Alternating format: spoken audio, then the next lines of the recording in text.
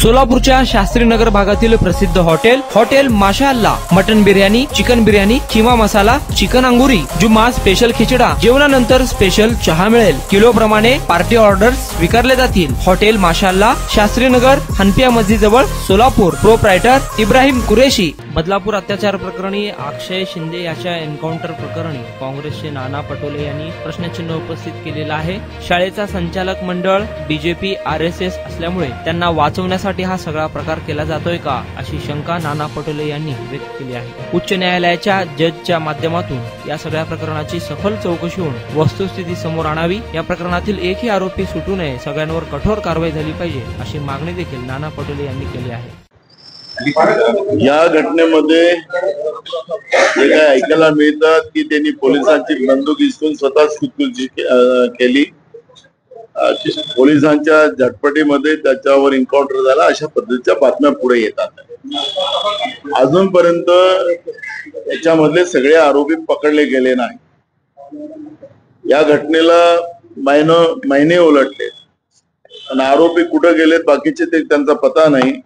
आता योगायोगानं या शाळेचे संचालक मंडळ हा RSS आणि बीजेपीचा असल्यामुळे त्याला वाचवण्यासाठी हा सगळा आटापिटा केला जातो काय, या निमित्तानं हा प्रश्न निर्माण झालेला आहे। आणि म्हणून आमची मागणी अशी आहे की माननीय उच्च न्यायालयाचे सिटिंग जजच्या माध्यमातून या घटनेची सखोल चौकशी होऊन वस्तुस्थिती पुढे आणून या घटनेमधला एकही आरोपी सुटला गेला नाही पाहिजे, त्याच्यावर कडक कारवाई केली गेली पाहिजे, ही मागणी काँग्रेस पक्षाची या ठिकाणी आहे। आपल्याला संशय वाटतंय या संपूर्ण घटनाक्रमाकडे पाहून? बिलकुल, तुम्हाला एक स्वाभाविक आहे की ज्या जिल्ह्यात ही बदलापूरची घटना झाली त्या जिल्ह्यातले मुख्यमंत्री आहेत, तिथं मोठ्या प्रमाणात अशा घटना होतात। महाराष्ट्रामध्ये लहान मुली आणि महिला आता सुरक्षित नाही अशी परिस्थिती आज महाराष्ट्रामध्ये आहे। आपल्या नागपूर शहरामध्ये पार्टीमध्ये या पद्धतीची घटना झाली। लहान मुलीवर अत्याचाराचे प्रकार मोठ्या प्रमाणात वाढत चाललेले असे चित्र आपण पाहतोय।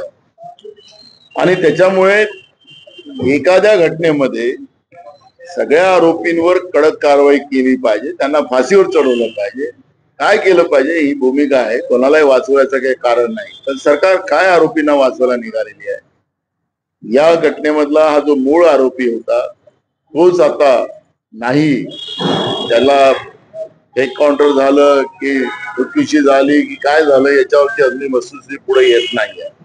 त्यामुळे या सगळ्या प्रश्नाचं उत्तर हे आपल्याला पाहिजे असेल तर आमचा या सरकारवर भरोसा नाही। हे सरकार या राज्याच्या लहान मुलींवर किंवा महिलांना न्याय देऊ शकत नाही, हे आता स्पष्ट झालेलं आहे।